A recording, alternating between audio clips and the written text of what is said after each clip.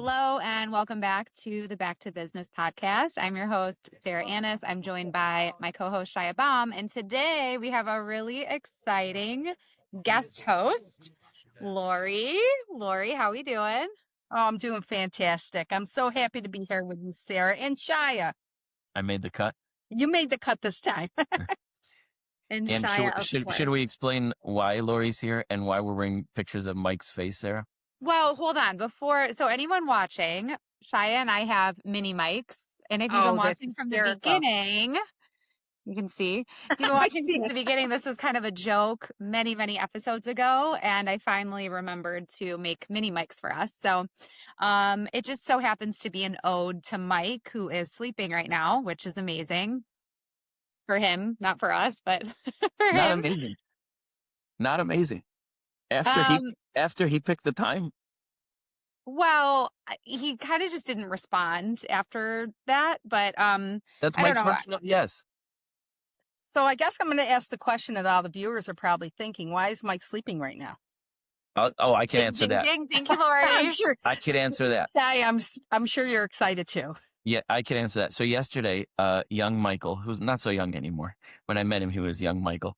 But young Michael decided to go to a soccer game to watch France. I think it's France and Morocco in Boston. And Mike decided that it's going to be wise to take a 5 a.m. flight back this morning. Oh His my 5 a.m. flight got canceled, and he probably went back to sleep. Right now, he's out like a light, hopefully dreaming about his answers for today on the podcast. I hope he cries when he wakes up and realizes what he's done. Yes. I thought it was going to be something a little more exciting than that, but we'll fine with that. Well, hold on a second. That's the version I'm telling you. Yeah, didn't if he talk was about it. here, we could hear how this night unfolded and why he needed to go back to bed and is still sleeping this morning. Exactly. Something tells me there were a lot of vodka and cranberries at that soccer game. Oh, that's a good one. Yeah. That hurts my soul thinking about that. Whew. No vodka and cranberries for this girl. However, I think that I'm going to give him a hard time next time I talk to him about not flying private, because that's usually his MO. So Hold on a second. How do you know his private plane didn't have the mechanical problem? I guess that's there goes possible. Shia. Yeah. But That's when possible. Mike says there was something wrong with the plane, he means private. Mike doesn't go commercial anymore. I was going to say he's too big time for that. I text him when we fly together, because when we're commercial, I'm all the way in the back row, middle seat in the bathroom, and I was, hey, can you get a snack? Uh-huh. Can you grab a snack? I'm not believing this, but okay. Can you grab a No snack? one believed that for a second. Continue, Shia. Okay, just Mr. Delta 360. I just want a free snack. You think he's got a chance with us today, Sarah? No. I was just thinking that. Oh, I'm No looking shot. forward. I'm looking forward to this Girl one. power today, Shia. Sorry. That's it. All right. Well, anyways, Mike, we miss you. Mini Mike. And one day we'll have actual mini mics. I don't know if we really need them, but I've always wanted to be an owner. He made one of me a long time ago. Did you ever see that? A mini Shia. Yeah, I get this thing to my office. It's like no, I'm not even kidding. I gotta find it. It's like a little bobblehead that he made. Oh. Don't it? He's probably like a 3D printer. No, he's scrolling. Mike would never be a 3D printer. He's scrolling social media. Maybe Mike can hook us up with some of those mini Shias. This thing looked nothing like me. I gave it to Sam, Sarah. It looked exactly like Sam. I wonder where it is. That's really funny. You know what? That makes me think. I have a cousin who I think he 3D prints those little pops. Have you ever seen those little like pop dolls? Yeah. And he made one of my dad, which is incredible. But maybe he can make one of Shia. Mm-hmm. That could be fun. Version I'm gonna one. Send one down our way when you get it. I will. Version- I'll make him a mini Lori, a mini No, we just want the Ed. mini Shias. Okay. I'll send you a mini Shia. All right. Anyways, guys, we got to get to business. We have some good topics today, and for this first one, Should we for learn Mr. about Lori first? Yeah, Lori, why Interesting. don't you give us your elevator pitch? Give us a quick little snippet of who you You know, are. I talk to everybody, even the elevator attendants. Oh yeah, Lori's the Hey, best. listen, I love them all. I'm here. I do sales. I do a little bit of everything at RB Humphrey. Sales, recruiting. I love to blame SHARIA for things to get some, get things moving along. That's really my goal in life. And we're just trying to make the best out of RBs and building it. And we're doing a fantastic job with the help of our Michigan crew. We are on a roll. Lori, tell the listeners a little bit about what RB does. RB Humphreys is a trucking company. We're a refrigerated trucking company that's been around now for 63 years. We have a fleet of 120 tractor trucks and about 150 trailers, refrigerated reefer trailers, which we're building on every single day with the help of our Michigan crew. And we're a huge family here. And I got to be honest with you. I swear to God, I'm going to say it. And I don't care. I'll tell my age. I don't care if I'm a female or not. I'm 59 years old. I'll be 60 years old. And I don't know if I'll ever retire because I honestly love what I'm doing. I love the truck drivers. Trucking is a different industry. You don't know it until you're in it. You really don't. You'll get calls at 8:30, 9 o'clock, 2 a.m. And we have a night dispatch, but we take them because that's how we are. We're like family and we want to be there for our guys and girls. Absolutely love hiring women truck drivers. We have a lot of them. They're fantastic too. We allow them to have a passenger so they can feel like it's more of a family and they're not just out on the road by themselves. We allowed pet policy because Shia don't want to go there with the pets with me and Sarah. So we do allow a pet policy. I absolutely love it. Go ahead and put that dog in that brand new truck that Shia just bought. I think of that on the seat. No big deal. I love it. Go ahead. Oh my God. We did have a dog chew up the back seat one time. Shia didn't know about that. But anyways, I just love what I do. I love it here. We all work together as a family. And we love having you there. It's changed. The whole culture has changed really. You guys are great. For real. It has. I think one thing people don't realize about trucking, I don't know if anyone realizes how much goes into like getting the food to their shelves. I know Sarah was going to do a special podcast with John and Ed.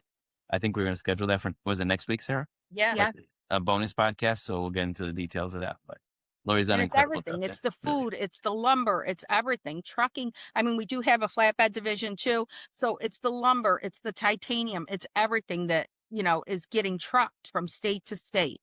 So couldn't do it without truckers, honestly. Shout out to all the truckers. Seriously. Absolutely. We wouldn't be able to enjoy all the little things we enjoy every day without them. Yeah. You should do a podcast on because people never realized it before I came to RB. Never. Yeah. You don't realize it. And when I'm on the throughway, I look at them and I have a different sense when I'm looking at them. Yeah. So I think everybody really needs to, And Lori, you have so much heart. You said you love what you do, but you really, it shines every time we talk and every time we have our meetings. It really comes through in the way that you handle every one of your jobs there, even everything down to the little manual labor that you've been doing, painting things. I know, we won't go there. I thought that was Ed who did the painting. That was shout out Ed. Exactly. So just to give all the listeners some idea. So Lori outside paints the whole building and Ed takes a photo with the paintbrush and sends it over saying, "What do you think of my work?" Ed can hold a paintbrush. I don't know about his painting skills. But since Ed's running the day-to-day there, running the operation, and Lori's gotten involved, the whole culture has changed, the whole business is doing better. It just goes to show, and we could save this for another podcast, maybe Sarah, as a topic, but how management matters so much to the culture of a company and the success of the company, and how culture matters a lot as you build a business. But I know you guys are doing a special edition on trucking next week, so you guys I can't wait. Yes. Same. So actually, one more thing on trucking that's interesting. There was a Load One driver a couple of years ago who actually saved a woman from being sex trafficked. So what people don't know is drivers go through training to spot sex trafficking, child exploitation, things of that nature, similar to like airline crews and things like that. And one of the Load One drivers saved, that was a woman or a younger girl from some sex trafficking operation. Yeah, got like an award and everything. Wow. Yeah, That's amazing, Shai, and I'm actually going to look that up, and yeah, I please. think I'm going to add that into the orientation part when Kim does orientation. Yeah, Just please add do. a little something into it because that's totally amazing. I love Because it. right, it's unfortunately it's the easiest way for traffickers to transport. You can't go through airports, you can't go through things with security. So they go over the Absolutely. road, but they have to stop at gas stations. They have to get some food or a bathroom, and drivers are there. And this guy saved. I'll find the story for you, Lori. Yeah, Pretty amazing. please That's send it John to me about it because when you yeah, host when you yeah. host. So the viewers, I just want to ask you to do me a huge favor. When you're out there and you're at those rest stops and you stop and you see a trucker, take a minute, say hello to him. Absolutely. Chat with them for a second, because I'm telling you, they're away from their family 24/7. Some of them a week, 2 weeks, 3 weeks, and they don't get that family feel. So I do that all the time when I go into truck stops. Just take a second and talk to them. Hey, what are you hauling today? Where are you going? You know, they love it. Wait, that's so sweet. I love that so much. And not specifically for truckers, but I think that all the time, like just passing someone in the hallway, just say hi, smile at them, because you never know what they have going on behind the scenes. If anyone else is being nice to them today, if they're talking, like you don't know what's going on with people. And I've never thought to go out of my way to say hi to a trucker. So I might hug one the next time I see them. Truckers, I'm ready. Yeah, let's not do that, sir. All right, just a nice wave. Yeah. Anyways, wave and keep your distance. We'll be getting a call. That's like making me feel emotional. What's the 6 foot COVID rule? I think it is, yeah. Like dances in middle school. Anyways, Lori, thank you so much for 1, being here, 2, for giving us a little background, and 3, for just all the heart that you put into your work. Thank you, Sarah. Couldn't do without you guys. You're the best. I'm going to come visit you sooner than I originally planned. We're going to go hug truckers together. We need another gator ride. We got to get on that gator, yes. Oh, we should. Hey, Natasha, can you insert that picture of Sarah and Lori on the gator? Now that Natasha knows it's not an alligator. Oh my gosh, imagine that. We're just riding gators. All right, topics for today, you guys. We've got some good ones. Very topical for today's episode, with Mike being gone and being the soccer fanatic, apparently.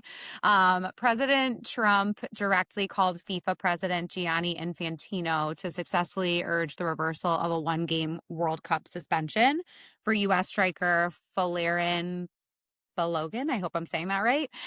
So he had received a controversial red card against a match against Bosnia and Herzegovina. So the unprecedented decision sparked global backlash before the U.S. ultimately lost to Belgium. What are your takes on this, Shai? You want to start? Yeah, I'll go first. I think a couple of things. First of all, the fact that they lost, so no one cares. If they would have won, it would have been this huge scandal. So they lost, so like everyone just kind of forgets about it. It doesn't make a difference.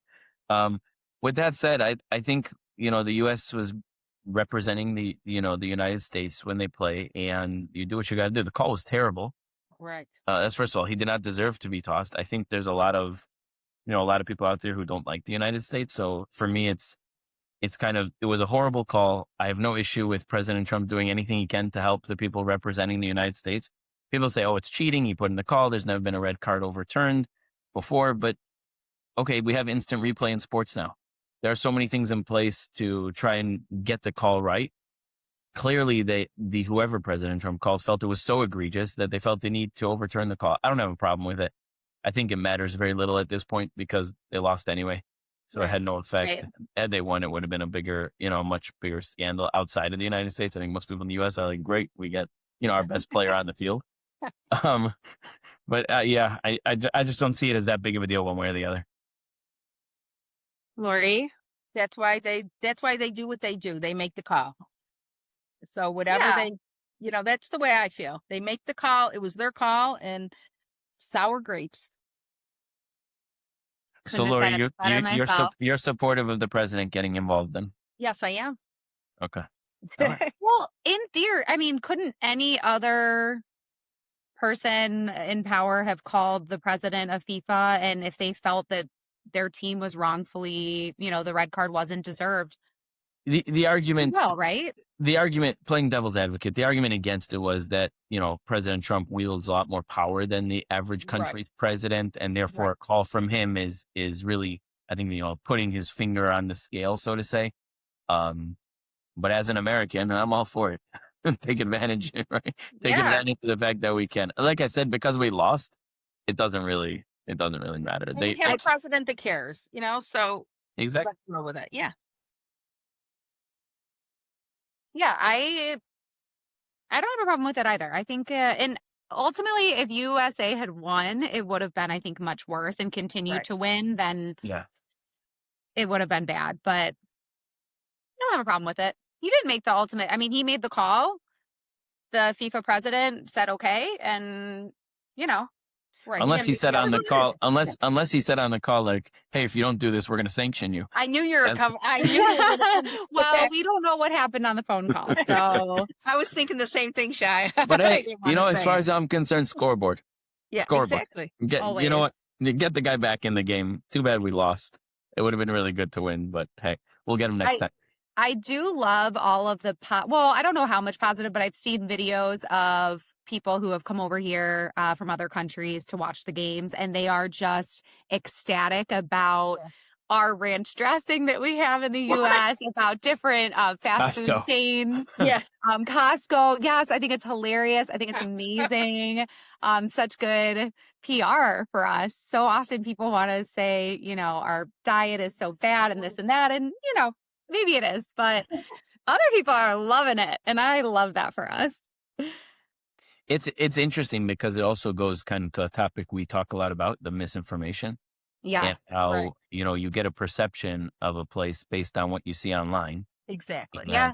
And then you go there and you're like, this is nothing, take the Israel trips, the Ethiopia trips, going to the Middle East, going to Africa, going to Europe, wherever, we've been doing all these trips with various different people. And every person has the same reaction. It's like, wow, everything I'm being told isn't true. Right. And this is that. Like, you see all these people coming to America. I was in LA this week, and there were a bunch of people at the hotel, and all they're doing is talking about how everything they've been told about LA or everything they've been told about America is, like, I was asking, I was like, what'd you think before you got here? And it's like the exact opposite of everything they experienced. Yeah. It just goes to show how I think I said this a million times. I'll say it again. I think more and more social media, AI is going to drive people to have to see everything for themselves to believe it. Absolutely. Shia, you know what I love about you? Get off subject for just a second, because I love to get off subjects. Shia is always learning from people. Correct, Sarah? Like, always. You talk to everybody when you go on your trips. Yeah, I always thing. It's actually Lou. Lou taught me this line. Lou told me something a long, long time ago. I quote it all the time. He always says, the thinnest pancake has two sides. Yeah. So I have this thing where I love Lou's sayings. Yeah, his lines are the best. Some we can repeat, some we can't. But Sarah writes them up for each other. Sarah writes them up. She ran out of papers to write them up with the other day. But it's so true, because you realize, like, especially like with the criminal cases, and you read one side of the story, you're like, oh my God, this guy's so guilty. Then you read the other side of the story, you're like, oh my God, he's so innocent. And, generally speaking, not generally, always, I learned that unless you hear both sides of the story, don't form an opinion. Like, unless you go and see it yourself, or unless it's just, people have bias. Everyone has an angle or a slant. Everyone's, there's so much, like, there's no news anymore. There are no facts. It's just opinions. So you need to see everything firsthand, and you need to hear it firsthand in order to really learn so much from people. Like, you say it all the time. Oh, I was walking down the street in New York City, and I was talking to this guy, and I'm like, that's how you learn things. Different cultures, different. It's not saying their views are right or your views are right. It's how you learn things and connect with people. So I didn't mean to interrupt, but I thought that the other day. I'm like, that's fantastic. Shai is always saying how, I'm like, I talk to everybody. It's like, it's crazy. Like, John's like, oh God, here we go again. Well, no, it's interesting, because like Mike is more like you and Sarah, where like he's just friends with everybody. I mean, literally, we drove to the game together. I pull him by his arm out, because other's we'll never leave. Yeah, exactly. But I'm not like outgoing. Italian goodbye. I'm not as outgoing as all you guys. Sarah, you guys are just friends with every person you meet. Yeah, but you talk to people to learn. I feel that's the way I feel, Shai. I end up in like weird things, like I don't know if you guys saw, like Bobby D and Exhibit both promoted our podcast on their social media this past week. This is public, so I'm sharing it. And someone sent me a screenshot of it, and they're like, things I thought I'd never see today. And then I sent it in with Sarah and Natasha in our chat. I'm like, you ever think like this podcast is going to be promoted by like a famous rapper? Like out of all the people, like you would think like, okay, the CEO of a big company. Exactly. But you never know how, you build friendships and relationships with people who are very, very different, different backgrounds, different cultures. And you never know how you can connect or what value you bring to them or they bring to you. I love it. I do that too. I can talk to anybody and I learn from it. And I love it. Yeah, it's a good way to be open to conversation with people. And I mean, just saying hi to a truck driver at the gas station, like makes their day. It really does. Yeah, for sure.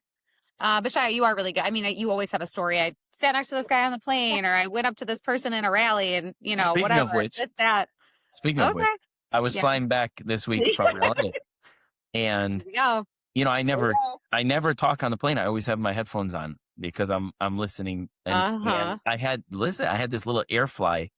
An AirFly connects to the screen, and so you could connect your Bluetooth headphones. And the guy next to me taps me on the shoulder, and he says, "Hey, is that an Apple device?" I guess because he saw I was connected to the AirPods, and I was trying. And so I said, "No, it's you can connect any Bluetooth to it." He had never seen an AirFly before, and he had. I had no idea what that was either. Yeah, me neither. So it's really cool. So it's a little device that connects to the screen on the plane. You have to plug your headphones in. Okay. Yeah, I got it. So this allows you to connect via Bluetooth. Okay, so I knew those existed. I guess I just didn't know they were called AirFlies, and I also they have all different brands that make. I've had the AirFly for years, but anyway. So the guy has an accent. So I say, "Hey, what's that accent?" And he kind of looks at me, and he's like, you could tell he's like hesitant to tell me. And right away, I'm like, "Oh my God, he's for sure from Israel." And he, nowadays you're like scared to say you're from it, right? And he's looking and looking at me, and then he's like, "It's Israel. I'm from Israel." And he's like hesitant. I'm gonna be like, "Oh, right?" So I switched to Hebrew, and I'm like, "Well, why don't you speak to me in Hebrew then?" And his face is like, "What?" And it turns out he's this fascinating guy. He is here. He's retired. He was a professor there, and he came up with this some training or something medicine. It's not medicine, but it's something for soldiers with PTSD from war. Because he had PTSD and he wanted, nothing was working. And he's here volunteering, going to all the VA hospitals to help soldiers, American soldiers who have PTSD. Did you? That's incredible, Shia. Did you invite him to any of the events that we have coming up? Yes. Of course. But okay, yes, good. I invited him to that. I invited him to a whole bunch of things. He's going to try and come. He was going to go back, but he said he's going to try and change his flight. And then he built this like center in Israel for soldiers there, PTSD, to help them with the various issues that come along with it. And they had like a lot of success. It's like different sensory things and mental things that help people with it. And he was just going around to all the VA hospitals to help them or to volunteer or whatever. He was explaining to me. Wonderful. Yeah, it was a cool thing. And it started off with, you could tell he was really scared to tell me where he was from. That's terrible. I know it's nuts. But it finished with like, he's a super nice guy. And Sarah, here's where it's really fascinating. He's actually married to an Ethiopian woman. Oh my gosh. Wow. Who he met here in America. That's amazing. Oh my gosh. I really hope he joins us at either outing or one of the we're doing that event, right? Where Sigal is speaking. Yeah. Who's Ethiopian. So Lori, this lady Sigal, who's speaking at one of the events that Sarah and I are hosting, and Mike, she walked for 2 years when she was 4 years old from Ethiopia to Sudan to escape to Israel. Get out. Yeah, her story is just one of the craziest stories ever. So this guy's also married to Ethiopian woman. It was a fascinating trip. We talked for like 2.5 hours, the whole plane ride.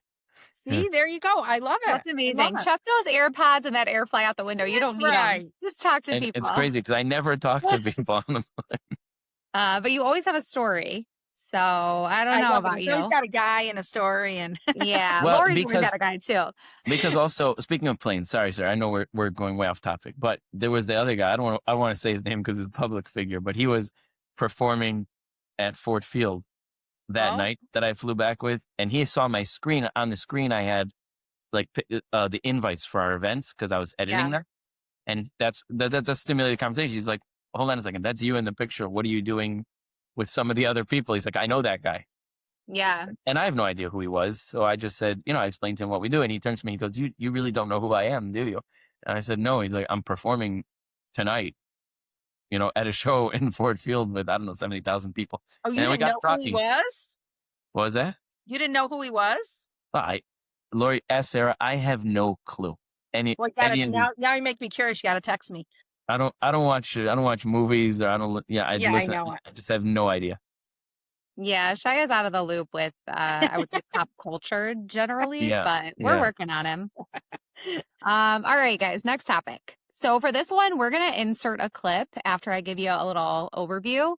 But Sneako is a controversial online streamer and social media personality known for political and cultural commentary that often gets strong reactions online. A recent video of him in New York went viral after he made comments about Islam and the future of the city, sparking backlash across social media platforms. So it really sparked a lot of different conversations online about free speech, influencer culture, online extremism, and how viral clips can quickly turn into larger conversations about culture, religion, public responsibility, all of that. So I thought this would be a good one for us to talk about. We'll insert the clip here so you guys, any viewers, can kind of see it. Takbir! Allahu Akbar! Oh no! Fuck you! This is the Islamic Republic of New Yorkistan.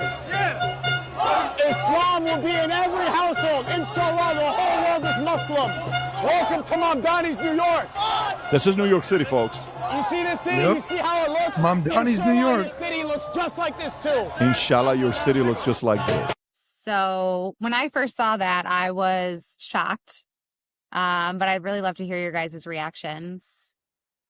Shia, want to go first? No, Lori, I'm punting to you first on this one. I have to collect myself, Shia. Yeah, we've both seen it. I know, because we talked about it a little bit. So, Lori, you collect yourself. I know it's a lot. I mean, Sarah, what was your reaction? What did you think?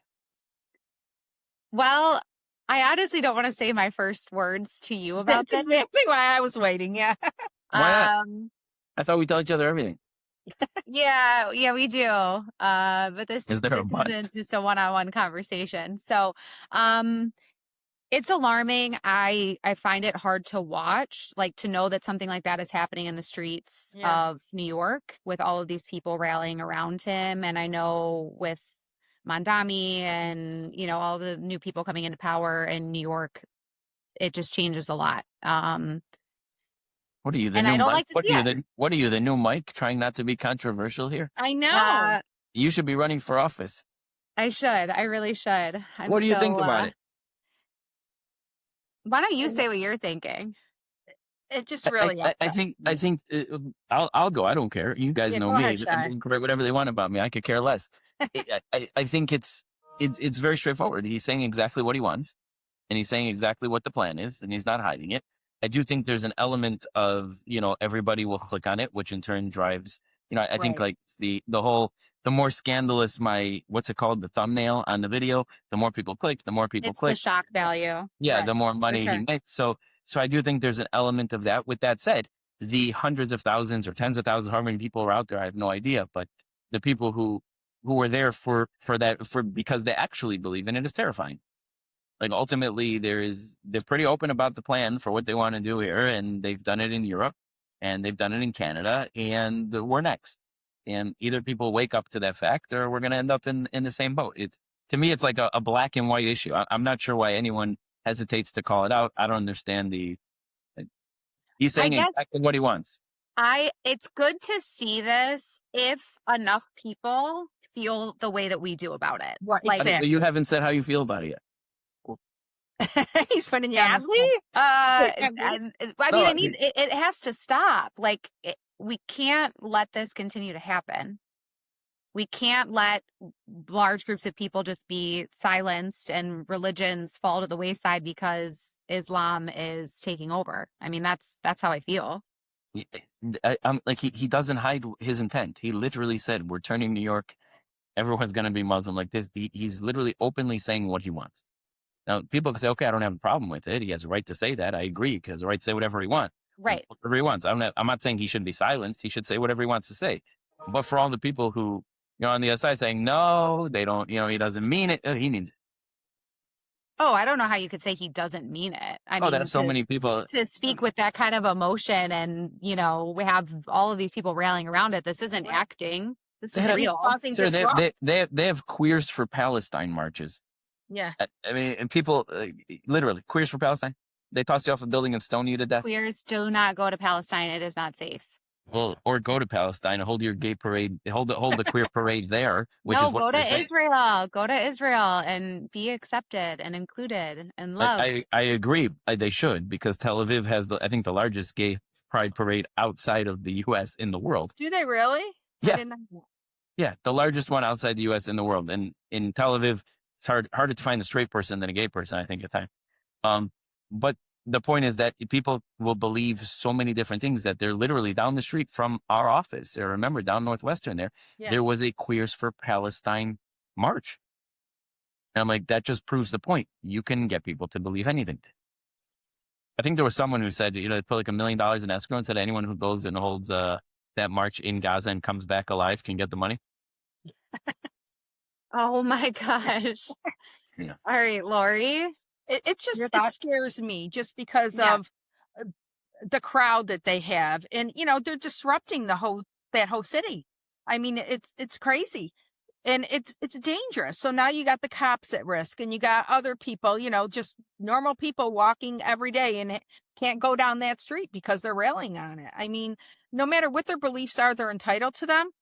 But I mean, I have a lot of beliefs being an Italian mom, but I don't go rally them, I mean, just keep to yourself. And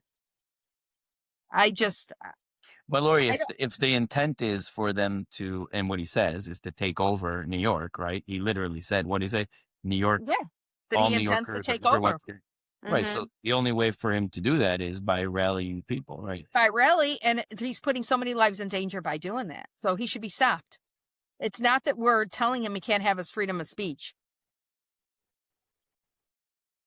Yeah, it's like you said, you can feel and believe and say what you want, but it's when you gather all of these people and you're loud and you're putting everybody at risk. Threatening to anybody who's there who doesn't feel the way, who's not Muslim, who doesn't feel the way that you feel, you're probably making them feel unsafe. Right. Are people even leaving their homes when these things are happening? I wouldn't walk through there. Would you, Sarah, if you were in New York? I wouldn't walk through. No, absolutely not. I would probably go. I would probably go find the yarmulke somewhere and put it on my head. Probably go talk to somebody. No, I'd find like a yarmulke or one of those big where the Orthodox wear those big like hats and go put it on and go stand in the middle. Oh my gosh! Would you make it out? Is the question. Probably not, but I'm a true believer that everybody hold on a second. If people have freedom of speech and freedom, someone has a right to do that. But I think the underlying issue is a little deeper, right? It's at what point, where does, I think we talked about this, right? Where does freedom of speech and the right to do whatever you want cross over into, yes, but you're preventing me from being able to walk down the street, right? Exactly. And that's my point. That's the problem. I don't have any problem with them feeling like they're going to they can feel any way they want, I mean, I can walk around saying I'm going to be the next president, next term, but they can say anything they want. But when you're putting other people in danger, Sarah would vote for me, Shia, so I don't even worry about it. So would I. Oh, okay then. Sorry, I didn't hear that. You're putting people in danger. My daughter lives in New York, and I don't want to see her walk down that street with that going on, or anybody. And we shouldn't have to be subjected to that. It's not just them. It's any rally. I'm against all rallies, to be honest with you. Yeah. Unless it's railing for dogs to get out of shelters. Unless it's a rally that Lori wants, then it's That's okay. right. That's right. I'm with you. I think a lot of these things just get out of hand. They do. They get out of hand. It can quickly turn violent and ugly, and there's enough of that in the world. Why are we making this happen in the streets? Where people I think they should really, honestly, I know it's freedom of speech and everybody's not going to like this, but we are taking resources from other parts that we need, especially in New York City. So they should just be in rallies. They really should. You want to go out there and rally? Arrest them. Because they just, the majority of them get out of hand. People end up getting hurt. Yeah. And they're trashing the streets potentially. I'm not saying this one, but a lot of times, I mean, and you're just making more work for everybody. That's what I'm saying. Yeah. Why aren't you at work? Shouldn't you be at work doing something? I always had that question. Yeah. What do any of these people who are always out there protesting have jobs? Some of them do that they just go and rally. Yeah, they do. Really. Who's paying them? Who is paying them? We are. Shia. Because I don't have time for that. Sarah, I think there was that one video where that guy goes to these rallies and like uncovers that it's like the same people protesting for like, you know, Venezuela, Palestine, fascists, no king. Like it's like the same group of people. I told you, some people do that. Really research it. They just go from rally to rally. Yeah, Natasha, can we find that for next week? Next week's topic. Sarah and I saw the video together. Sarah, I forgot what it was. Remember that one guy who like shows the faces of all the protesters across all the people? Yeah, we can find that and talk about it for sure. Okay, I cool. love when the protesters go up to people on the street and they're like, do you think, this is what I saw recently, do you think Trump's a fascist? And they're like, yeah. And he's like, all right, well, why? No answer. No one can say no one can define fascism and no one can give an example as to why Trump is a fascist. Did you see that one guy? You see that one guy who dressed up like a gay guy and went to the Gays for Palestine protest? I loved that one. Yeah, Yeah. I didn't see that. Did you see that? Oh my God. We'll put that in next week. It was hilarious. Yeah. It was hilarious. He's asking them questions like, you know, oh, so why do you, and he's like, it was just hilarious, Lori. I'll send it to you after. Yeah. Yeah, you have to see it. It's a good one. All right, on to the next topic. San Diego street vendors and city enforcement. So in San Diego, there's a growing debate over street vendors selling food and merchandise in public areas without the same permits or rules that restaurants and licensed businesses have to follow. A recent court ruling has made it harder for the city to crack down, which has frustrated some business owners who say it creates unfair competition. This opens up, more conversation about small businesses, immigration, public safety, and how cities balance compassion with enforcing the law. So this is an interesting one because for restaurateurs and restaurant owners, why do they have to have licensing and they're paying overhead and they're paying utilities and all of this stuff? And then you've got someone who parks their food truck, their hot dog stand, whatever, on the street right outside of that restaurant. What qualifications, what do they have to actually sell food to the public? I agree. Who's first? Lori. I'll go first. I mean, I'm kind of torn because I always love to help somebody, especially if they're starting a small business or, they're trying to do something. At least they're working. Let's put it that way. But on the other part, when you do have a business and you have to obey by all these overheads and Uncle Sam and, not just taking cash in. I'm sure these little vendors don't take cards. The majority of them just take cash. And how about the health risk? Is the Department of Health going out there? Is it safe to eat? Listen, I hate to say it, and I'm sorry, everybody, but I'm in New York a lot with my daughter, and I will not touch anything on a street cart because I don't know. One time I walked up just to see, like, for the heck of it, and that's not the word I wanted to use, but for the heck of it, I just walked up. I'm like, is there any, any document that the Department of Health has been here? Nothing. I saw nothing hanging. And I did it on a few of them. And I'm like, what do they do? Just come and then take off when somebody if somebody throws them out and then they leave and they actually don't have, Department of Health doesn't come down and inspect them. That's my concern with this. But then I feel bad for them, so I don't know. So I think that the answer is it should be a level playing field. And my answer, as usual, is I'm always the blunt one, the black and white answer guy. It's very simple. If you're not going to regulate, then don't regulate anybody because it should be an even playing field. And if you're going to regulate, then regulate everybody because you can't have it both ways.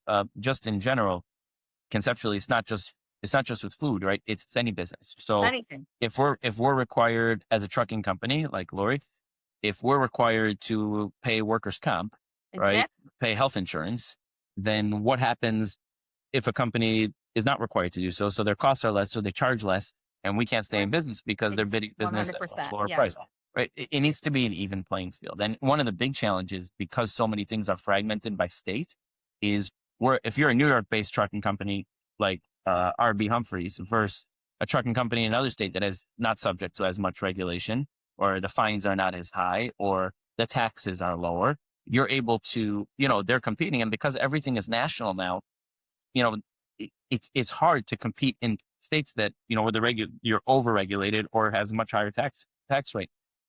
And you have to figure out ways to save money in other areas. And so the risk, like for us being in New York, we have to be a lot more efficient than, say, a company in Texas or Florida, where they don't have state income tax. So maybe they could pay a little bit less because there's so many factors and so many things that weigh these decisions. Having been to San Diego recently, it's changed so dramatically for the worse because of what's going on downtown in the streets. It used to be such a beautiful area. Now, I was there, I couldn't walk down the street in certain areas anymore. And that's me. Before dark, I was like, I'm not going down there. It's just great. Yeah. And I think, and this is the reason why. It's like either A, open it up to everyone. To Sarah's point, you have a restaurant, they're subject to all these, health codes and inspections. And, it's like in New York now with the, they have this rent freeze. But the taxes for the landlord didn't go down. The repairs and maintenance didn't go down. And if they can't increase rent and their costs went up, all that's going to happen is the building's going to go into foreclosure. Yeah, because you still have taxes that go up. You have everything, Right. So if you're going to have a rent freeze, okay, I'm okay with that. So people can afford their rent. Right. Have a tax freeze or lower the taxes, right? You can't have it both ways. And unfortunately, many of these cities don't understand the basic business concepts. People who have never run a business before or are trying to run government. And this is the result of that. Because when people try to get elected, that's what they use. Oh, I'll give you a rent freeze. I'll do this. I'll do that, and they promise and promise. And that's what happens. They don't. Yeah. Which again, I'm fully supportive of, rent's very high in certain areas. People can't afford it. I like the idea of a rent freeze, but at the same time say, okay, we have a tax freeze. Right. Right. You have to do them in tandem. Right. Yeah. For sure. All right, guys, one last topic for today. And for this one, again, we'll insert a clip. This one's a little bit harder to watch. So I'll caution the viewers. So a young couple in Indonesia, was publicly caned after an Islamic Sharia court convicted them for kissing during a TikTok live stream. Just kissing. The story gained international attention because it connects several major issues: religious law, human rights, social media, and government control over private behavior. It also raises the larger question of how the world should respond when local laws and cultural practices conflict with modern ideas of personal freedom and individual rights. So I don't know if you guys heard about the story. We're going to insert a clip here. A couple was publicly caned in Indonesia as punishment for kissing during a TikTok live stream. Here's what happened. A young couple was publicly caned in Indonesia's conservative Aceh province Thursday after they were convicted by an Islamic Sharia court for kissing without being married while live streaming on TikTok. The couple, a 22-year-old man and a 25-year-old woman, were arrested in April after their live stream went viral in February and was reported multiple times to local Sharia authorities. The court reportedly seized a cell phone and a USB flash drive containing the TikTok live video as evidence to be destroyed. The couple were each whipped 21 times with a cane by a group of people wearing robes, with over 100 bystanders bearing witness in a local city park. The court had originally sentenced them to 25 strokes each, but their sentence was reduced because they had both spent 4 months in prison for their crime. Aceh is the only Indonesian province that enforces Islamic law, with the country's secular central government granting Aceh the right to implement religious law as part of a 2006 peace deal to end a separatist war. The statute was expanded to apply to non-Muslims in 2015, accounting for approximately 1% of Aceh's population. Aceh law permits up to 100 lashes for morality offenses such as adultery and gay sex. In 2025, 2 men were publicly caned for hugging and kissing. Caning is also used as punishment for people who gamble and drink, as well as for women who wear tight clothes or men who skip Friday prayers. Amnesty International Indonesia has condemned public caning in Aceh as a human rights violation, stating that it is cruel and inhumane. Indonesia has a ratified convention mandating the abolition of inhumane punishments. Wild. It's crazy. I remember when I saw this story a couple days ago, I was horrified for something that, kissing, not anything unusual to see here in the United States. People do it in public. People do it. You see it on social media. It's not a big deal. No one thinks twice about it. You do it in Indonesia, in this specific province, and you are on public display for everyone to see get hurt and abused. Shia, you want to start off? Yeah, this is for me, it's not shocking at all. This goes on, and it's so much worse. There are so many other countries that, have Sharia law or a form of different Islamic law where you get hung for doing things like that. Not for kissing, but for being gay, or you get thrown off a building or stoned or whatever. Yeah. And for me, it's a much larger fundamental issue. Local laws, different countries, different cultures, no problem. No issue with any of that. But my issue is, where's the outrage? So where are the people marching down the streets? Where are where are the women's rights movements? Right. Where are all the people who are screaming about all these other atrocities, which they know nothing about, when this is something that they do open? Right. Where is it? Why is there no protest down the street today for that poor girl who's getting beat? For the hundreds, thousands of people who get hung across the world, millions of people being killed? Crickets. Why? Yeah. So sad, because Sarah, if you didn't show that, honestly, you go about your everyday life, you don't realize things like this are happening in other countries. Yeah. It's so sad. And, Shai, you travel a lot, so you see it a little bit more. But really, Sarah, would you have thought about that? I wouldn't have thought twice that would ever have happened. No. And Yeah. it's so important for people to understand Yeah. and know that this occurs, because people are so quick to, this goes back to, people visiting the United States and being like, wow, this is so great. We I was love just the thinking United that. States. Yeah. Like, Yeah. people are so quick to say bad things about the US and how Yep. horrible it is here. Well, go live there. You can't kiss somebody. You can't be gay. You can't. I mean, we Exactly. have so many freedoms here. You don't And realize the freedoms that you have until you see that. no, you take it don't. for granted. It's so Yep. easy to, and it's so easy to do. We're all guilty of that, for taking little things for Absolutely. granted here and there. But it really puts into perspective how good we have it, how Absolutely. nice it is to be Yeah. free, to be with whoever you want, to be whoever you want to. I mean, But so many people here where we have it the best in the world by far are the same ones saying about how terrible it is and protesting in support Yeah. of these countries where a woman can't walk outside by herself. Like, if they actually knew what they were protesting for. Well, we're not keeping them here, though, Shia. If they don't like it, go back. It's like me going there saying I hate their country. Well, then don't be there. Nobody's holding you prisoner here.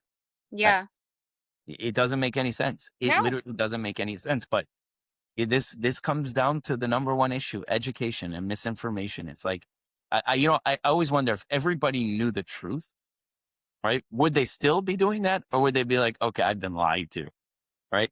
Like, the Queers for Right. Palestine. Like, if Right. they really knew what would happen to a queer person in Gaza, would they still be protesting to support Hamas? Right.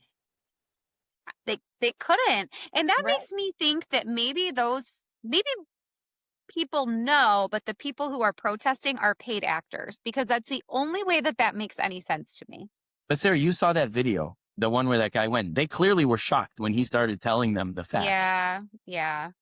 I guess we need more of that. I don't know what the answer is. Education.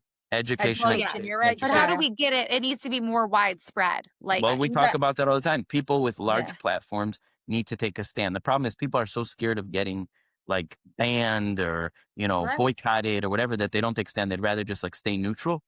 yeah, And the answer is, until that changes, until people with very large platforms, or we just come to a very large platform, but until people with large platforms are willing to stand. No, seriously, like, how much you read some of the comments. You read some of the comments that people write about me on our podcast. Like, and that's just us. And I can see why people are like, oh my God, I'll be horrified. I think it's hilarious. But people are off of it. yeah, He loves sure it. does.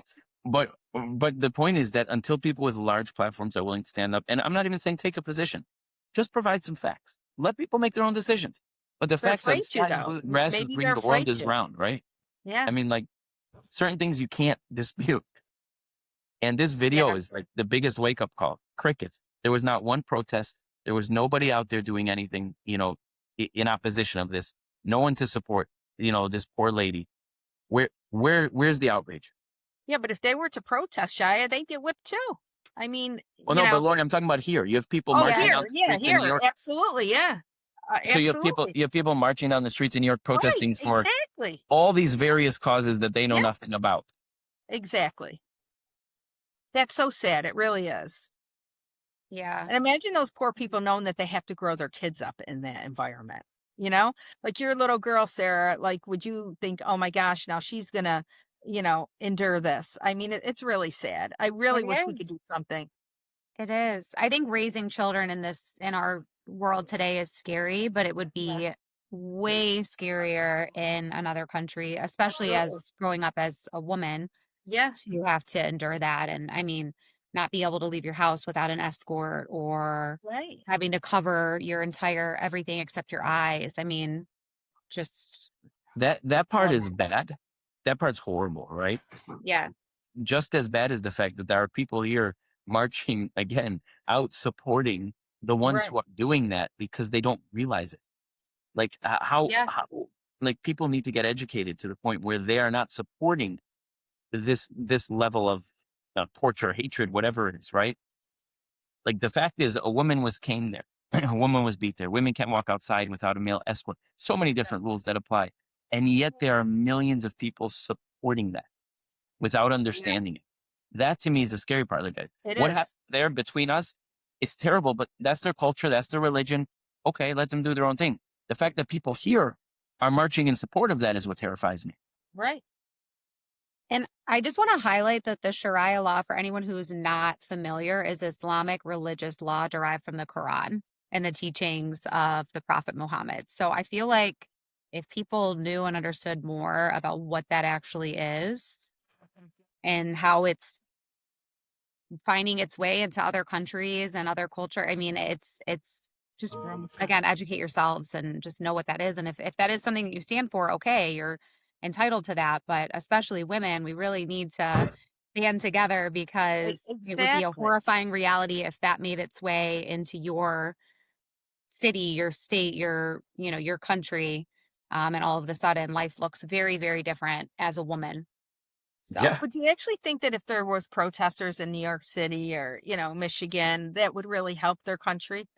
Well, I'm not even saying it would necessarily help their country, but what I'm saying is if you're so passionate about topics you know nothing about, right? Why are you not passionate about topics like this? It almost feels like there's like this selective outrage. I would love to do something to help them, is what I'm saying. A protest would not even help. Like, what would help them, I think it at least starts the ball moving that you have you're right. They have some support. Where's the outrage? I'll meet you in New York City next week, Sarah. I'll be there. Come on, Shy. We're going to buy you a hat. I'll be there, but it would just be the three of us because I'm telling you, it's people. We could find a few more people. Yeah, I'm confident we could at least double our group. Listen, you think Mike? Hold on. You think Mike would get out of bed to come? Mike. No, he wouldn't. Honestly, I'm just gonna put him on blast right now. He was in hibernation mode, he said. So whatever happened last night must have been crazy. I say our opening topic for next week's podcast is what really happened in Boston. What really happened? Yeah, I'm actually going to reach out to people from the game and see if I can get some footage of Mike. Oh, he was the shrieker yesterday. I didn't tell you that part. The streaker? Yeah. No. Now you just know, Shia, we're not spreading false information, okay? You know what? If you don't show up to defend yourself, that's your problem. That's right. You know what? I'm taking a stand right now. Rip him off like a Band-Aid. All right, you guys. We gotta get on to other things in our day. So shout out Natasha. Shout out Natasha. We love you. Doris, yes. All right, guys. Lori, thank you again for last minute, spur of the moment joining us. You're the best. Yes. Enlightening everybody with some of these topics that nobody really even thinks about. So it's fantastic. I showed I showed it to one of my clients. We were up at, I won't mention it, but we were up at one of the clients that we pull a lot for yesterday. And she said she listens to them all the time. So I'm like, here, you got to listen to this one. It's great because the topics are fantastic. They're all over the place, which I love.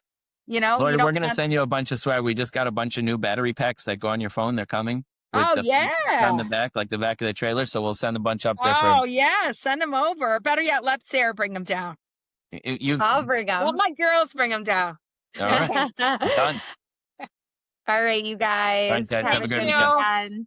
Until next time. Take care, everybody.